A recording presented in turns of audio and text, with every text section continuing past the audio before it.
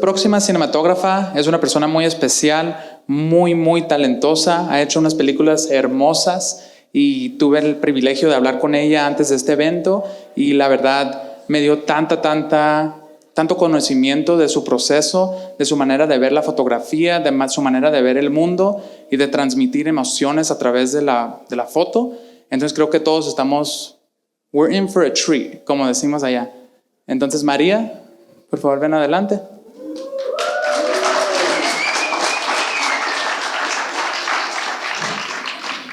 Al silloncito. Sí. Te paso tu micro. Gracias. Pues, Está padre, esto es como un live show. es como un live show aquí. Pues primero cuéntanos quién eres. Cuéntale a la gente, al público. Pues soy María Sarasvati, soy cinefotógrafa. Pues ahí está. Es lo Sí, que, exacto. ya eres Ser Francis. humano en construcción.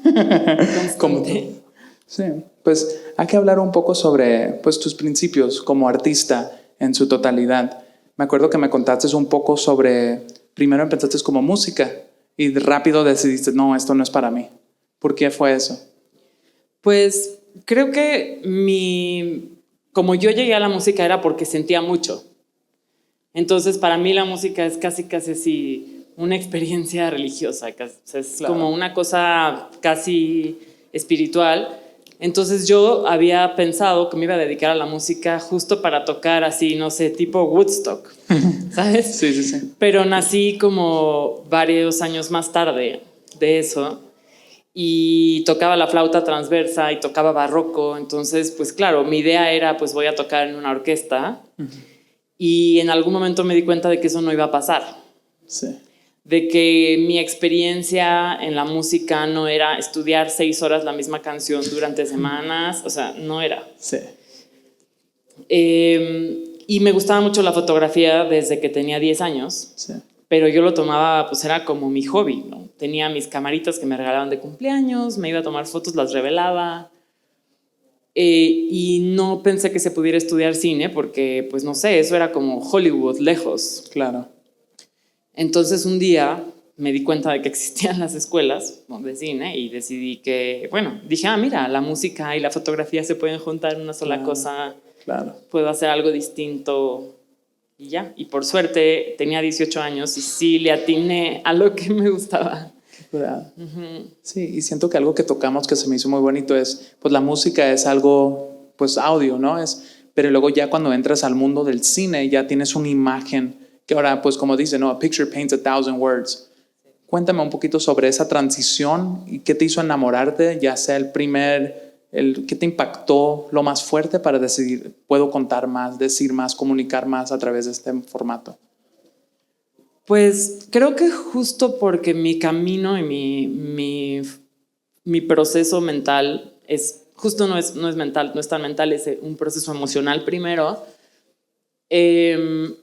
Así como hacía música, para mí era como hacer imágenes. Era como qué estoy sintiendo y por qué, y cómo lo voy a transmitir, y también seguir lo que está pasando en el momento. Y pues sí, o sea, como que se fue de la música para la imagen, ¿no? Y de alguna manera siento que ya lo estaba haciendo. O sea, como ya me gustaba la foto y ya veía el mundo de alguna forma en imagen, como que siempre siento que aunque estaba tocando música, estaba imaginando cosas. Sí. Cuéntame un poco sobre la primera galería que fuiste a ver, que te impactó y dijiste, oye, esto ya lo veo como lo que quiero hacer. Pues no, la primera galería que me impactó ni siquiera sabía que existía la fotografía como tal. Tenía una camarita yo que me regalaron como a los 7, que era una 110. Oh my God. Sí, o sea, súper vieja. Y mi mamá me llevó a una exposición de Henry Cartier-Bresson que de verdad me cambió la vida. Sí. Me acuerdo perfecto que había como una carta. A mí me encantaba Freud. No me pregunten por qué a los 10 años me gustaba Freud. Pero me parecía interesante, como exacto, psicoanálisis, como wow. Claro, ya me acordé. Por los sueños. Sí. Porque había como, o sea, todo esto de que los sueños se pueden interpretar. yo estaba así como de volada, ¿no? A los 10 años. Y entonces fui a una exposición o sea, perdón que lo diga en españolado, no, Henri Cartier, para eso. Pero bueno, así como fui a su exposición y él había tenido un intercambio de cartas con Freud, en donde le preguntaba cómo liberabas al hombre de la guerra. Y era como de wow, o sea, la pregunta existencial. Y la respuesta había sido como solamente la pregunta, ¿por qué la guerra? Y justo ya no me había acordado de esto, pero era como todo este concepto de ¿qué es para ti algo tan grande como la guerra? O sea, ¿cuál es el sentido de conceptos así? Y pues justo Cartier-Bresson tiene como mucho trabajo de ese instante en el que la humanidad encuentra el sentido de las cosas. Sí. O sea, solo por sí mismo. Sí. Entonces, bueno, sí, de nuevo, no tengo idea de por qué estaba yo en eso. Claro. Pero sí, como que me obsesioné con Cartier-Bresson. O sea, me compré el libro, me sabía las fotos de memoria, me fui en mi próximo cumpleaños me fui a comprar una cámara reflex con rollos blanco y negro. Sí. Y trataba de captar el segundo exacto. Sí. Así en casa de mis abuelos. Sí. Exacto, sí. Sí, no, pues ya me quedé con eso. Sí. Sí. Y ya después de ahí, pues hay que entrarle un poquito más a tus principios como cinematógrafa y cómo fuiste ya pudiéramos empezar por el primer corto, El Vacío. Cuéntame un poco sobre esa experiencia, ¿cómo fue? Pues, fíjate que El Vacío, qué raro, hace años que nadie me preguntaba nada. Nunca nadie me había preguntado nada del Vacío. Es mi segundo corto en la vida.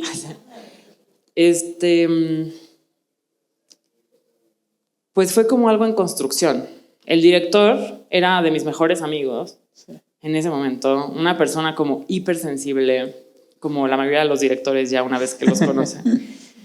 Y fue como algo que fuimos construyendo juntos. O sea, como que él me dejó mucho meterme en su narrativa y buscar el mismo lenguaje como del espacio, del viento, de los árboles. Pues sí, la vida del campo, ¿no? Sí. Y pues eso, lo hicimos en 35 milímetros. Me acuerdo que mi mentor fue Alexis Abe, sí. Y que fue lo máximo, porque llegué así como a su casa y le dije, mira, tengo esto y esto y esto, ¿y qué opinas de esto y esto? Luz natural, bla, bla, bla. Y él me dijo como, tú no te preocupes, solo siéntelo. Sí, y así ya todo está bien, tú solo fluye, acuérdate que eres un canal. Y nunca se me ha olvidado. Sí. O sea, hasta el momento sigo pensando, acuérdate que soy un canal, sí. Acuérdate que eres un canal, y entonces las cosas empiezan a fluir. Claro. Como que sí tratamos de controlarlo, pero entre sí. Más dentro de ese control, menos sale la magia. Exacto. Y siento que es algo interesante, porque obviamente estamos en una industria creativa, pero escucho mucha gente de la tecnología, los más avanzados que inventan Shopify, lo que sea, y dicen, no, pues yo empiezo haciendo afirmaciones. Siento que hay un lado espiritual que viene a todos los trabajos cuando haces algo verdaderamente especial. ¿Cómo crees que eso se definiría? ¿Cómo le dieras un consejo a alguien que va pensando de que no te enfoques tanto en qué cámara, qué lentes? Obviamente es importante tener esa base de entendimiento, pero ya que lo tengas, ¿cómo les dirías a los jóvenes? Siéntelo, fluye. ¿Cómo le dieras ese consejo a alguien? Pues mira, primero que nada, yo no podría decir que para mí las cámaras y los lentes no son importantes ni eso, claro. Porque soy una obsesiva de eso y me paso viendo lentes hasta las 3 de la mañana. Mi hijo que está ahí sabe diferenciar, espero, anamórfico de esférico. Claro. Pero creo que es como, eso es la técnica, ¿no? Claro. Que por algo existe, es como cuando eres pintor, pues decides óleo, decides acuarela, o decides tinta china, o decides... Uh-huh. O sea, creo que esa es esa parte, ¿no? Claro. Y la otra, pues yo sí, mi forma de ver el mundo sí es espiritual y sí llevo meditando un rato y todo, y yo solo diría que entre más logro no pensar que soy yo la que lo estoy haciendo, mejor funciona. O sea, sí hay muchas decisiones que uno tiene que tomar, un sinfín de cosas que tienes que hacer en el set y todo. Pero ya en ese momento creo que hay que sentir la historia. Claro. Y a los personajes. Y cuando no sé qué hacer, volteo a ver a los actores que ya están en personaje y solo los veo ya. Y ahí digo, bueno, si solo los siento a ellos, entonces va a tener que salir bien. Claro. Aunque a lo mejor en ese momento todavía no sienta que la luz es perfecta o todavía no sienta que todo va, pero va encajando. Claro. Es un baile, claro, claro. Sí, y también me pasa con los directores. O sea, los directores y directoras creo que son personas tal cual, o sea, que llevan con sus proyectos años y que son personas hipersensibles a las que uno también tiene que ir a entender. Claro. ¿No? Sí. Y a leer y a descifrar. Sí, pues sí, aparte ya viene siendo una de las primeritas cosas, siento que subes o tratas ya de pasar ese ego y decir, no, si no es mi idea o es la idea que yo di, está bien, lo que sirva a la historia es lo más importante y nos nutrimos más entre más dejamos esa parte de que si no es mi idea, pues ya no es mi proyecto. Sí, no. La verdad es que y también uno tiene que escoger sus batallas. Choose your battle, sí, claro que sí, claro que sí. Sí. Y cuéntame un poco sobre tu estilo. Sé que sabes que tienes tu estilo y tu identidad. ¿Cómo la fuiste desarrollando y cómo esos cortos, películas principales, cómo te llevaron a ese estilo? ¿Cómo llegaste ahí? Fíjate que no es algo que tengo consciente. Sí. O sea, si tengo un estilo es porque la gente me dice, tienes un estilo. Y digo, mira. Pero la verdad no tengo idea. O sea, hay cosas que sé que me gustan, que sigo haciendo, ¿no? O sea, me gusta tales filtros, pues va, pues aquí también voy a meter. Vámonos. Sí. Ajá, los lentes, o sea, cada vez más raros, pues cada vez más raros. Sí. Y también, ¿no? Con los LUTs, las correcciones de color, o sea, de hay que forzar, hay que... Me gusta empujar como experimentar. los límites. Sí, me gusta como las cosas plásticas. Entonces, como, Sí. hay que experimentar con este asa, vamos a llevarlo para allá, vamos a llevarlo hacia acá y texturas y así. Qué curada, qué padre.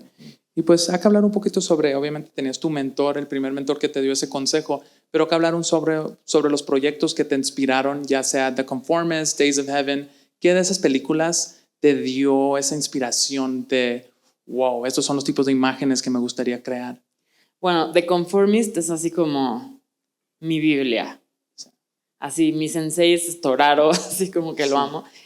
Pero sí, la verdad lo he usado muchísimo de referencia.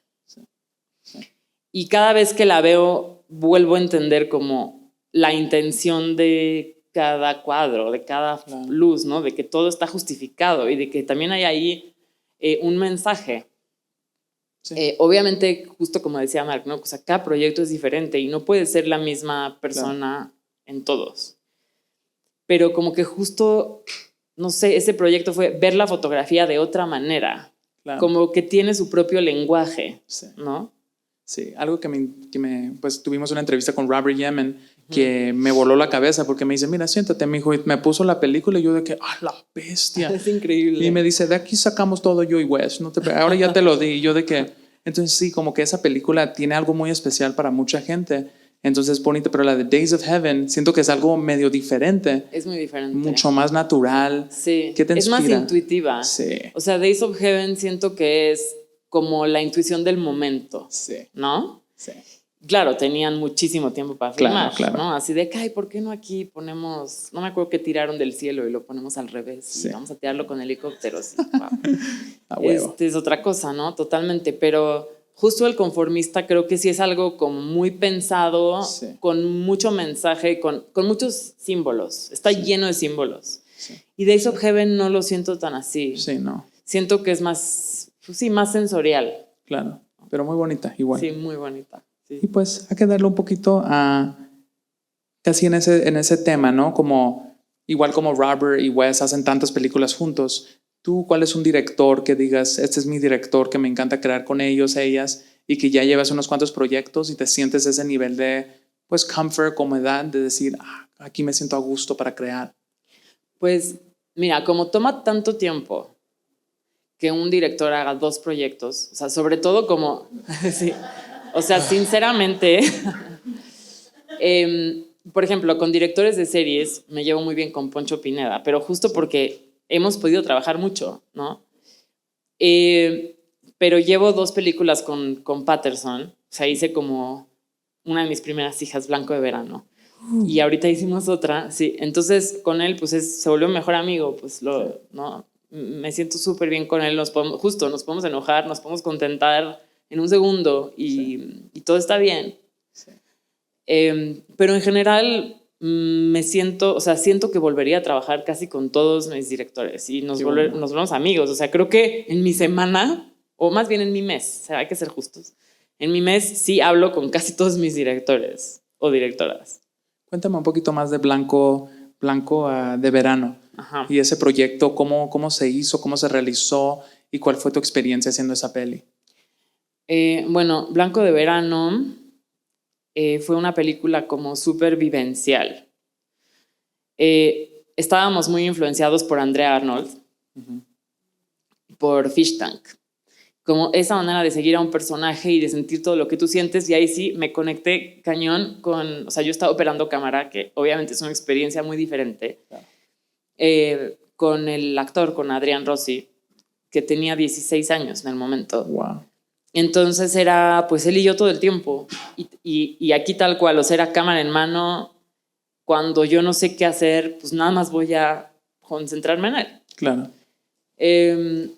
Y pues sí, o sea, creo que fuimos muy cercanos, nos volvimos muy amigos.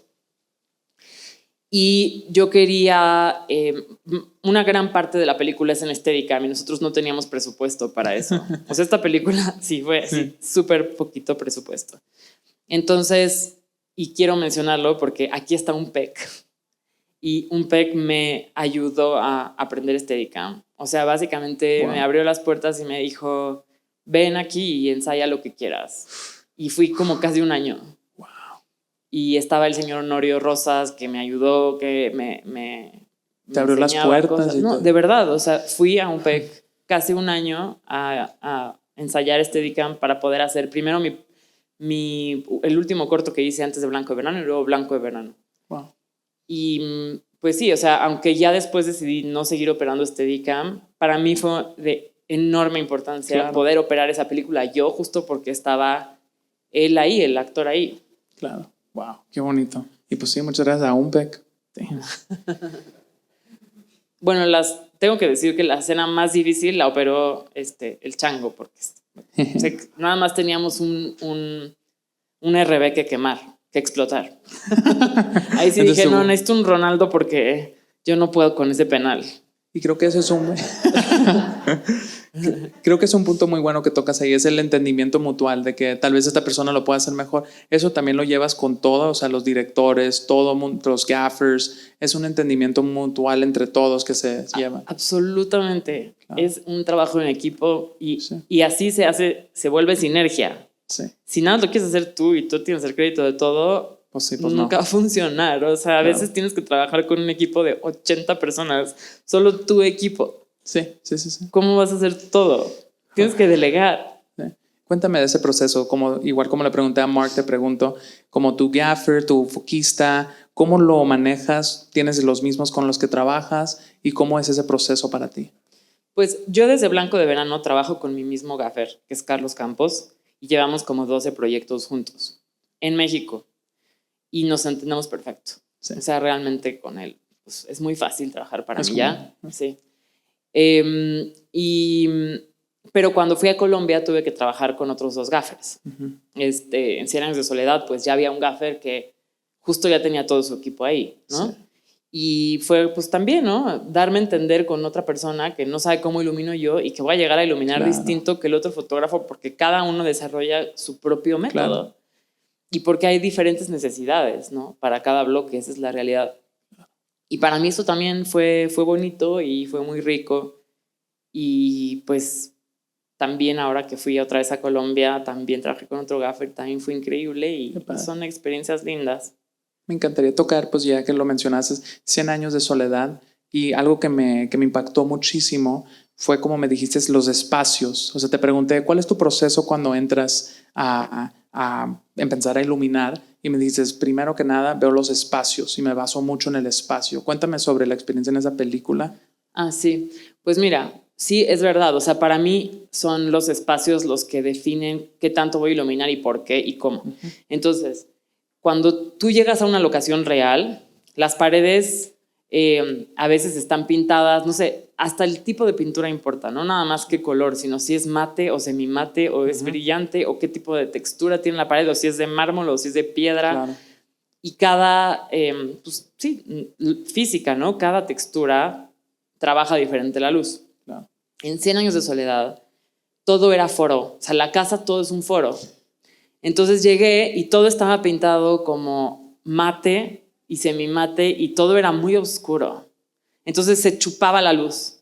O sea, metía no sé, un 20,000 por una ventana y no pintaba nada alrededor. No rebotaba la luz en ningún lado. Sí.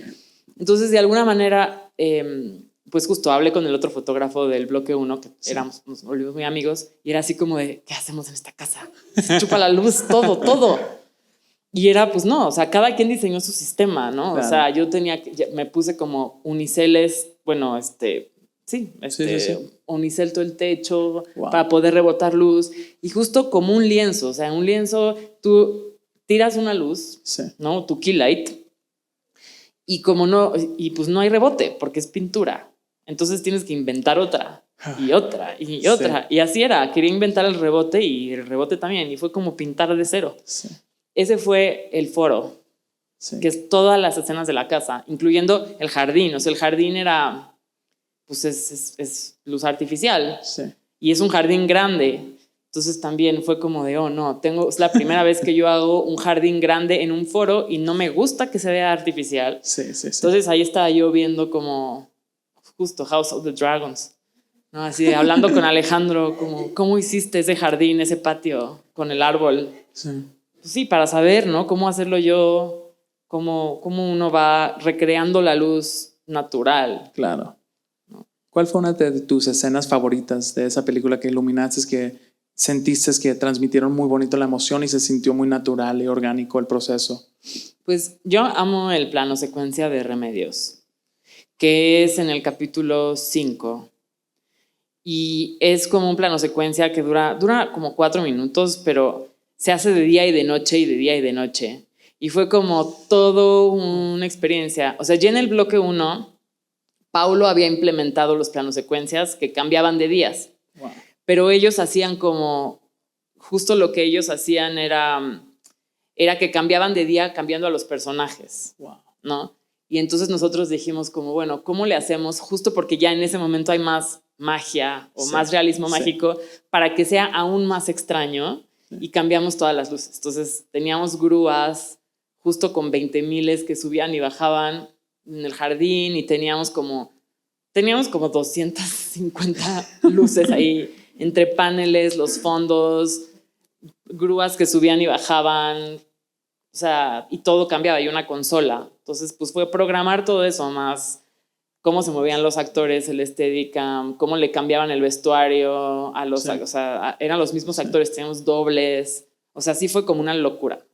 Sí, y pues para aterrizarlo, algo que me gustó mucho que me mencionaste también es de que te encanta trabajar con presupuestos grandes, pero cuando viene a algo bien chico, que todavía te sientes segura y que todavía salen las cosas bonitas, ¿cómo tomas ese proceso tan grande y lo tomas a algo más chico, un corto, algo que ayudes a un amigo, amiga, que te diga, hay que hacer un corto, no tengo presupuesto o muy bajo presupuesto? Sí. ¿Cómo entras a esa situación? Pues es que yo creo que en realidad, o sea, un corto que te digan, quiero hacer 100 años de soledad en un corto, pues no va a suceder. O sea, si quieren que haga esos cambios de luces y así, creo que sí se requiere a veces más infraestructura. Sí. Exacto. Pero la verdad es que justo hemos hecho un buen de cambios de luces y así en cortos más chiquitos. Sí. Y pues llevarlo a la escala que lo amerita, ¿no? Claro. No porque hagas un corto, justo no puedes hacer cosas inventivas, nuevas y inventar cosas. O sea, creo que lo padre del cine es experimentar. Claro. En la escala que sea, con los elementos que tengas. Claro. Y pues para tocar ya en un punto más personal que me contaste de tu papá que pintaba, y ahorita que estás mencionando como en 100 años de soledad que sientes que estabas pintando, ¿cómo fue esa crecer en una casa artística y tener esas influencias? ¿Cómo te llevó a desarrollar tu proceso de iluminación y de cómo disparas escenas, todo eso? Pues fíjate que mi papá y yo no crecimos tan cerca. Fue como a los 13 años que dije, me voy a ir a buscar, o sea, buscar a vivir con mi papá, a conocerlo. Y creo que sí afectó mucho entender que teníamos cosas parecidas él y yo. Por ejemplo, los sueños, ¿no? O sea, él está obsesionado con los sueños. Tiene pinturas, ciclos de pintura obsesionados, o sea, sí, o sea, solo de sueños y de sus sueños sobre el futuro. Wow. Entonces, no sé, creo que me ayudó mucho a entender eso, ver cómo muchas veces me acuerdo de cuando tenía 13 años y lo veía haciendo sus pinturas de la selva, porque hace muchas selvas y cascadas de luz y cosas así. Wow. Me acuerdo perfecto que yo me imaginaba música en eso. Entonces, sí, o sea, creo que nuestro proceso siempre estuvo cerca, sí, aunque no creciéramos juntos. Sí, como que estaban conectados. Ajá. Pues claro. Y ahora tenemos muy buena relación. Y sí, por supuesto que me afecta mucho que él haya sido mi papá. O sea, su casa está llena de libros de arte. Sí. Toda su vida es eso. O sea, él de verdad es un artista así cliché no sé, la película de Jackson Pollock, que es lo primero que me viene a la mente así sí, del arte por el arte. Y claro, nunca me voy a repetir. Y claro, él es así, como que tiene un voto. Sí. Artístico. Y siento que es algo muy bonito que mencionaba en mi llamada con Mark, era de que es una bendición poder ser artistas, porque no solamente nos lleva a ser nosotros artistas y tener proyectos de cámara o proyectos lo que sea, pero nos lleva a conocer más gente que también son artistas y de ahí conoces otro lado del mundo, otro lado de la vida que tal vez si trabajas no hay nada mal con él, pero en una oficina, atrás de un escritorio, no vas a ver estas perspectivas y estas diferentes maneras de ver la vida. Sí. ¿Sabes que yo he escuchado muchas veces a cinefotógrafos que dicen, yo no soy artista? Y, o sea, ¿qué tiene de malo ser artista? Sí, sí, sí. O sea, realmente el arte es, o sea, bueno, para mí es como que casi, ¿por qué voy a vivir si no es para ser artista? Sí. O sea, es lo que forma la cultura de la humanidad. Por eso como que el tema del AI y todo eso es como, bueno, sí, es un medio. Claro. Pero no puede ser lo que forma nuestra cultura. Claro. Sí, no, la cultura para mí es lo más especial, o sea, trabajando con músicos y desarrollamos el proyecto de un cantante de country y yo de que soy un mexicano de Tijuana, San Diego, ¿cómo chingados voy a hacer esto de Nashville yo? Y de repente empiezo a verlo en Petco Park, en mi hometown, veo mis logos y mis fotografías y digo, ¿qué chingados esto llegó hasta acá? ¿Sabes? Y me abre los ojos a de que es un lenguaje universal, o sea, y pues me basé en los vaqueros y digo, ok, entonces podemos tocar en cualquier mundo, cualquier look, todo lo podemos experimentar. Claro, y aparte, o sea, y aún así no nada más la historia del cine, porque por supuesto que el cine es un arte, pero incluso las plataformas. Sí. Yo creo que es súper importante que las plataformas llegan a todos lados. Sí. O sea, tú vas a un pueblo chiquito justo tipo de la Sierra de Oaxaca y sí, tienen Netflix y esa es la realidad, sí, pero podemos ver lo mismo. Sí. Sí. Y también eso es importante. Sí, pues nos conecta. Yo lo considero importante. 100%. Y pues tocando temas del tiempo, ¿no? Me dices de que llevas 15 años de cinematógrafa y te pregunté, ok, hay que repartirlo en 3 actos y me dices, no, eso fue el primer acto. Ya sí me siento el primer acto. Cuéntame qué viene en el segundo acto. ¿Y cómo defines tal vez el primer acto para basar el segundo acto? ¿Cómo definirías este primer acto de tu carrera? Pues no lo sé, yo creo que también tiene que ver con la edad. O sea, siento que me tomó, o sea, voy a cumplir 40. Entonces tal vez esto sea un resultado de mi crisis de los 40. Pero sí, o sea, uno va definiéndose a sí mismo y como que realmente nunca, o sea, me costó trabajo entender quién era y decir qué quería, ¿no? De pues llegar a un set y decir, no, esto, créeme que esta es la mejor opción. Sí. ¿Por qué? Porque justo llevo un rato haciendo esto, tal cual como dice Marc, o sea, sí ayudan las canas, sí, o sea, yo me las pinto, pero ayudan.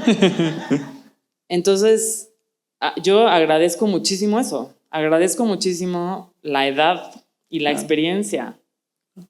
Y Y para mí por eso es el primer acto. O sea, yo quiero hacer esto hasta que me muera. Sí, es algo que me contaste también, Ajá. que hasta te mueras ya ahí en el rodaje. Exacto, entonces pues, y descubrir el mundo, o sea, no sé, yo, pues sí, perdón, pero yo siento que es el primer acto. No, a huevo.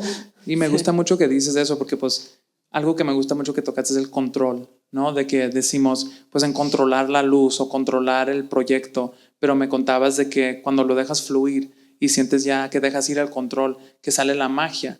Como un ejemplo que me dices que estás obsesionada con los raccoon eyes. Sí. ¿Y cómo haces para soltar esa obsesión y decir, ok, así es la luz? ¿Cómo le haces? La verdad no he logrado soltar los raccoon eyes. Pues sí. O sea, eso no lo he logrado soltar. Claro. Esos son los errores que veo cuando veo una de mis proyecciones. Veo los ojos de mapache y las sombras en los ojos.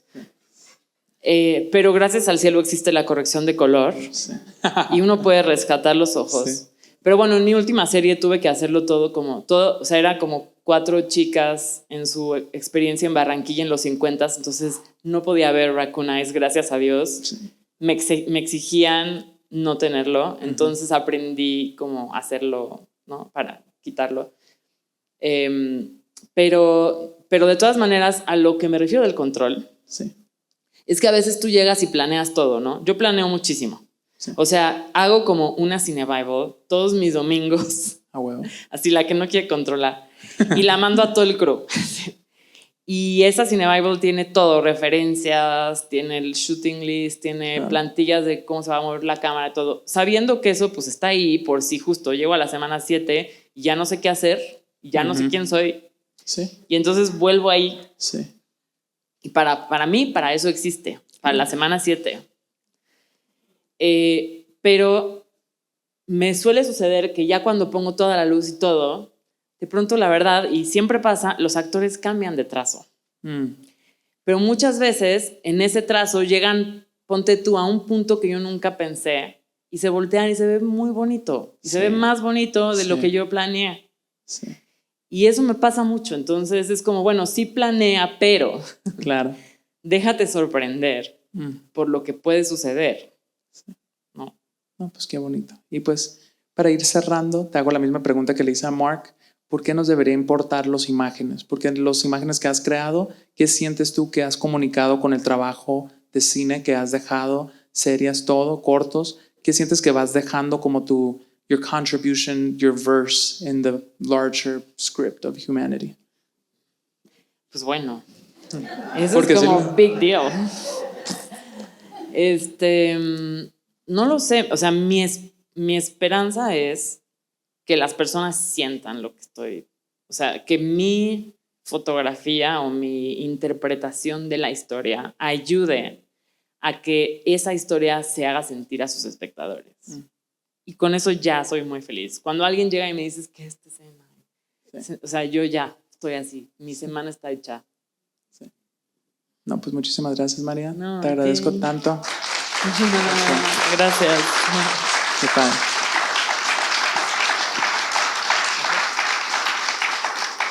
No tenemos tiempo para preguntas, pero muchísimas gracias, María. Vamos a tomar un break chiquitito para yo ir a hacer pipí.